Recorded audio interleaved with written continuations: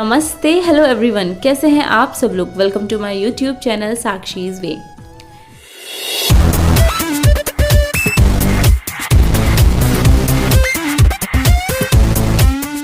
आप सभी लोगों को धनतेरस की हार्दिक शुभकामनाएं। हम आज जानेंगे धनतेरस क्यों मनाया जाता है और धनवंतरी कौन है। चलिए जानते हैं।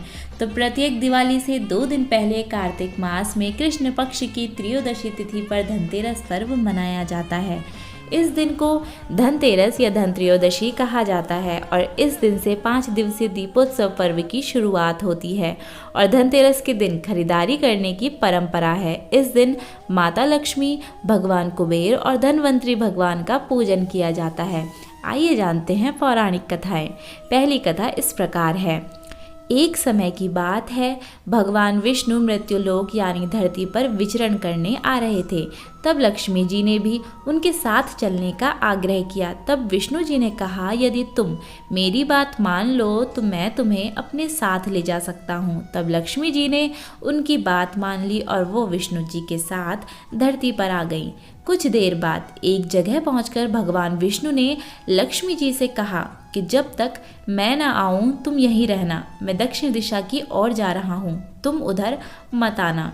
विष्णु जी के जाने पर लक्ष्मी जी ने सोचा कि आखिर दक्षिण दिशा में ऐसा क्या है जो मुझे वहां जाने से मना किया, और स्वयं वहां चले गए।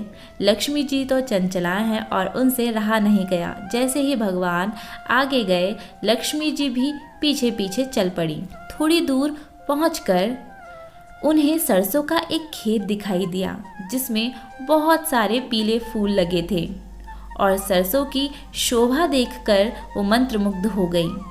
उन्होंने फूल तोड़कर अपना श्रृंगार किया। फिर वह थोड़ा आगे बढ़ी तो उन्हें एक गन्ने का खेत दिखा। लक्ष्मी जी ने गन्ना तोड़ा और उसका सेवन करने लगी और उसी क्षण भगवान विष्णु जी वहां आ गए और उन्होंने लक्ष्मी जी को देखकर उनसे नाराज होकर उन्हें श्राप दे दिया कि मैंने तुम्हें इधर आने को मना किया था पर तुम नहीं मानी और किसान की चोरी का अपराध कर बैठी। अब तुम इस अपराध के बदले किसान की 12 वर्षों तक सेवा करोगी। और ऐसा कहकर भगवान विष्णु उन्हें छोड़कर क्षीर सागर चले गए। तब लक्ष्मी जी उस गरीब किसान के घर रहने लगी और एक दिन लक्ष्मी जी ने उस किसान की पत्नी से कहा कि तुम स्नान करके पहले मेरी बनाई गई इस देवी लक्ष्मी की मूर्ति का पूजन करो और फिर रसोई बनाना, तब तुम इनसे जो मांगोगी तुम्हें मिल जाएगा। किसान की पत्नी ने ऐसा ही किया और पूजा के प्रभाव और लक्ष्मी जी की कृपा से किसान का घर दूसरे ही दिन से अन्न, धन, रत्न, स्वर्ण आदि से भर गया। लक्ष्मी जी ने किसान को धन धान्य से पूर्ण कर दिया और किसान के 12 वर्ष बड़े आनंद से कट गए। फिर 12 वर्षों के बाद लक्ष्मी जी जाने को तैयार हुई। विष्णु जी लक्ष्मी जी को लेने आए तो किसान ने उन्हें भेजने से इनकार कर दिया। तब भगवान ने किसान से कहा कि इन्हें कौन जाने देता है, यह तो चंचला हैं, कहीं भी नहीं ठहरती, इनको तो बड़े बड़े नहीं रोक सके। इनको मेरा श्राप था, इसलिए 12 वर्षों से तुम्हारी सेवा कर रही थी। तुम्हारी 12 वर्ष सेवा का समय पूरा हो चुका है।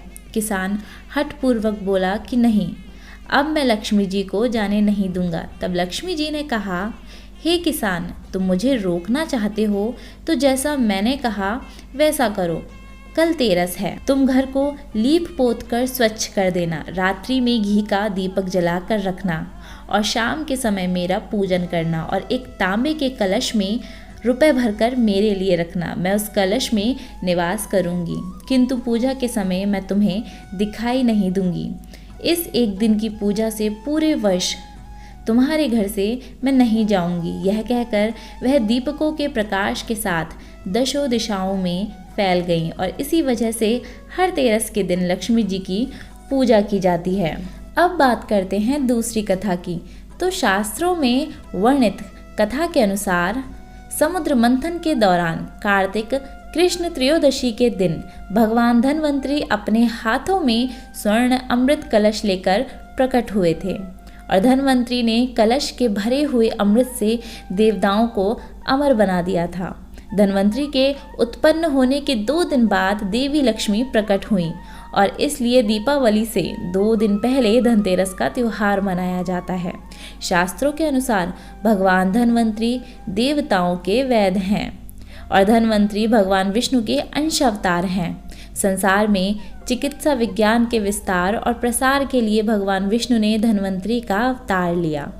धन्वंतरि के नाम पर ही धनतेरस मनाया जाता है। मान्यता है कि इस दिन माता लक्ष्मी व कुबेर की पूजा करने से धन संपदा में वृद्धि होती है और साथ ही धन्वंतरि देव की पूजा करने से आरोग्य की प्राप्ति होती है। तो ये थी धनतेरस की कथा।